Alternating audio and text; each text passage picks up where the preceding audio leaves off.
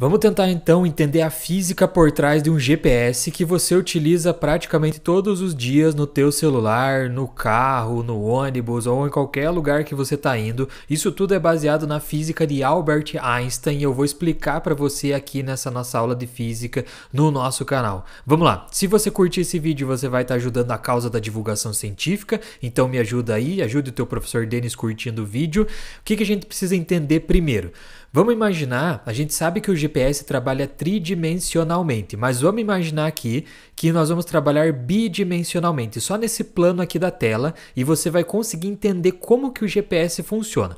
Então vamos imaginar que você está perdido aqui na cidade onde eu moro, em Curitiba, e você fala assim, Denis, preciso me encontrar aqui. Daí eu pergunto para você, tá, olha ao redor de onde você está e me diz o que você está vendo.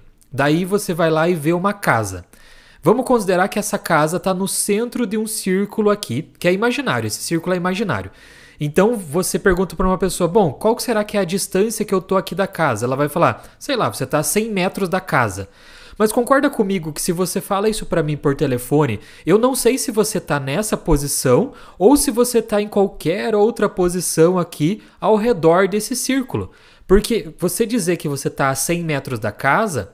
Pode ser que você esteja 100 metros aqui, 100 metros aqui, 100 metros aqui, aqui. Tem infinitas possibilidades. Então, só com essa informação, eu não consigo localizar você.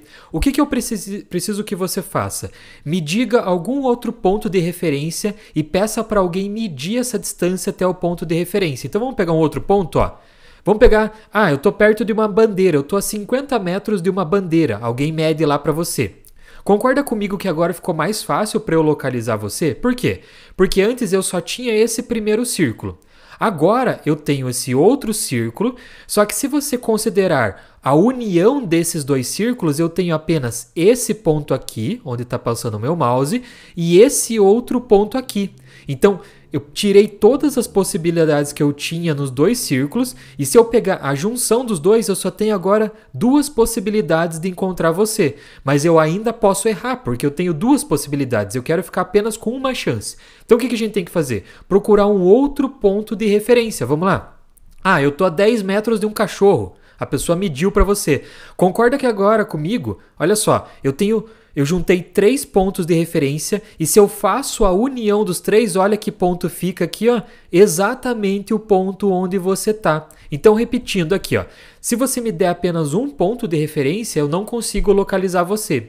Se você me der 2 pontos de referência, fica mais fácil, mas eu ainda posso errar. Se você me der um terceiro ponto de referência, eu mato a charada e consigo localizar você, fazendo uma localização entre esses 3 pontos. É assim que o GPS funciona, e até que enfim eu te encontrei.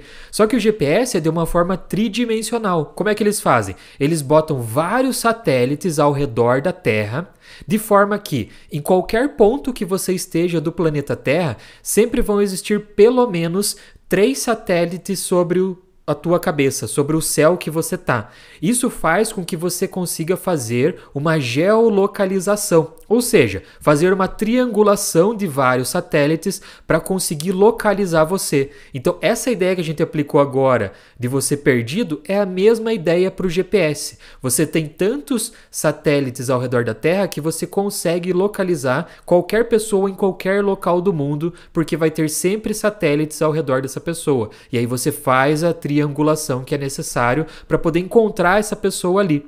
E como que funciona basicamente? Imagine que você tem lá o teu aparelho celular, você tem o satélite que está muito distante lá no céu, no universo, e esse satélite, ele fica mandando todo o tempo uma mensagem aqui, um código para o teu celular. Essa mensagem aqui viaja na velocidade da luz. Isso vai ser bem importante para a gente entender a ideia da relatividade aqui daqui a pouco. Então o teu satélite manda, o teu não, né? O satélite que está lá em cima da tua cabeça manda a informação para o teu celular reconhece essa informação aqui. É claro, apenas com um satélite você não vai conseguir se localizar. Mas lembra, eu falei, tem vários satélites e pelo menos 3 vão estar sempre em cima da sua cabeça e vão conseguir localizar você fazendo aquela triangulação. A ideia principal é a seguinte, que dentro do satélite você tem um relógio atômico. Um relógio atômico é um relógio muito preciso. No teu celular, você também tem um relógio, mas não é um relógio atômico, então ele não é tão preciso assim. Então o que vai acontecer aqui é uma marcação do tempo.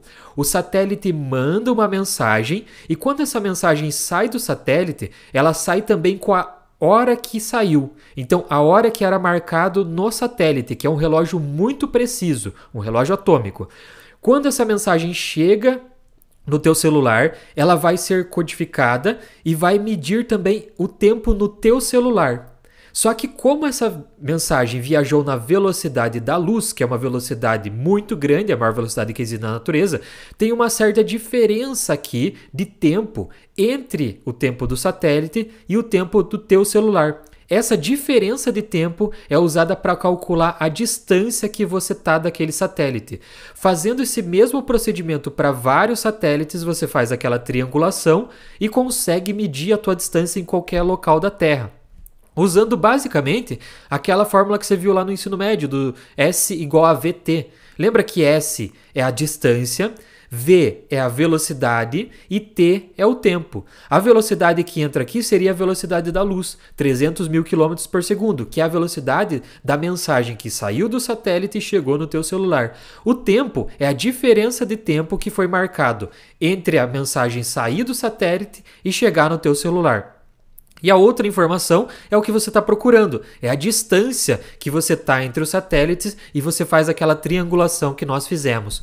Tudo isso aconteceu graças ao grande amigo, deu uma tossida aqui, nosso amigo Albert Einstein, que desenvolveu a teoria da relatividade. Mas por que a teoria da relatividade entra aqui no GPS? Vou explicar alguns conceitos aqui para você. Einstein trouxe a ideia de que o tempo passa de forma diferente se você viaja em grandes velocidades. Isso é uma coisa que não é fácil de entender. Eu fiz faculdade de Física na Federal do Paraná e levei anos para que essa ideia entrasse na minha cabeça, porque ela não faz parte do nosso dia a dia.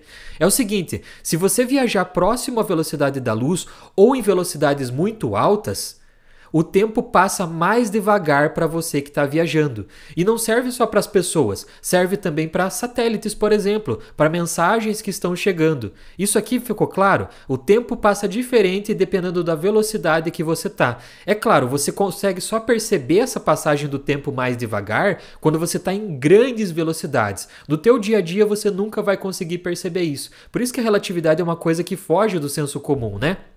Aqui está a fórmula do Einstein que ele trouxe para corrigir o tempo, a gente chama de dilatação do tempo. É uma fórmula que envolve aqui o c ao quadrado, que seria c a velocidade da luz, v seria a velocidade do objeto e tem essa correção aqui. O tempo que passa quando você está viajando próximo à velocidade da luz ou velocidades muito altas é diferente do tempo se você não estivesse viajando. Os relógios marcam tempos diferentes. Marca essa ideia, por quê? Porque o satélite vai estar viajando numa velocidade muito grande. Outra coisa, Einstein trouxe a ideia na teoria da relatividade geral que a gravidade ela é gerada por uma distorção no tecido do espaço-tempo. É como se o universo fosse feito aqui de um tecido, sei lá, uma gelatina. Imagina 3D isso aqui nessa imagem. E conforme você coloca um objeto com muita massa, por exemplo, um planeta ou uma estrela, ele vai deformar esse tecido, essa gelatina, e isso vai gerar a gravidade. A força da gravidade vem dessa distorção, dessa gelatina do espaço-tempo, porque é algo tridimensional, né? Só que essa distorção também interfere no tempo e vai interferir na velocidade. Mas, Denis, eu não estou entendendo qual é a ligação disso com o GPS. É o seguinte, é porque o satélite, quando está viajando ao redor da Terra, Terra redonda, obviamente, ele viaja a uma velocidade muito grande, 11 mil quilômetros por hora aproximadamente. Ou seja, nessa velocidade, você não pode utilizar aquelas leis da física de Newton. Você precisa utilizar as equações do Einstein. Tem que existir uma correção que a gente chama de correção relativística. Se você não fizer essa correção, o teu GPS vai estar sempre errado. Por quê? Porque o satélite está viajando numa grande velocidade. E conforme eu falei aqui para você, quando você viaja numa grande velocidade, o tempo passa de forma diferente. E aí, o relógio do satélite vai ficar muito diferente do relógio do teu celular ali. Então precisa das equações de Einstein para corrigir o GPS nesse caso. Outra coisa, o satélite está muito longe da Terra. Ele fica a mais ou menos 22 mil quilômetros de distância da Terra, muito longe. Isso significa o quê? Que ele sente uma gravidade muito menor do que se ele estivesse aqui perto da Terra. Por essa falta de gravidade, significa que a distorção aqui da gelatina do espaço-tempo é menor. Isso significa o quê? Que o tempo vai passar de forma diferente para o satélite que está aqui do que para a pessoa que está lá com o celular na superfície da Terra. Esse afastamento, essa diferença de intensidade da gravidade também altera a medida do GPS. Tudo isso graças à ideia do Einstein que ele trouxe na teoria da relatividade especial e na teoria da relatividade geral. Se você não fizer essas correções, você vai ter um erro de aproximadamente 39 microsegundos no teu GPS. Se você for calcular isso na prática, dá uma diferença de 11 quilômetros por dia no teu GPS. Então você fala para uma pessoa, se não tivesse a correção da relatividade geral, você fala para uma pessoa, olha, me encontra lá em casa às 2 da tarde e você passa a tua localização. Se não tivesse a correção do Albert Einstein, da teoria da relatividade no GPS, a pessoa não ia saber onde estava a tua casa. Por quê? Porque ela ia poder errar por 11 quilômetros de distância. Imagina só, estaria em outra cidade praticamente. Então, a teoria da relatividade é utilizada nos GPS e ponto final. E outra coisa, isso aqui é a prova de que a Terra é redonda. Os GPS funcionam basicamente porque a Terra é redonda e porque a teoria da relatividade realmente funciona. É uma ideia muito interessante do ponto de vista da física, né? Não esquece de curtir esse vídeo e ajudar teu professor Denis aqui. Muito obrigado, valeu e tchau!